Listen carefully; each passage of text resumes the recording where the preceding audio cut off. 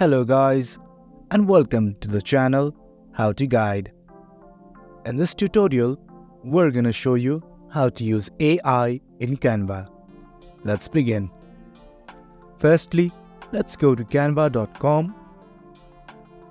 Now that Canva has opened, on the left-hand side, you will see some tabs such as Home, Magic Studio, Projects, Templates, Brand, and Apps.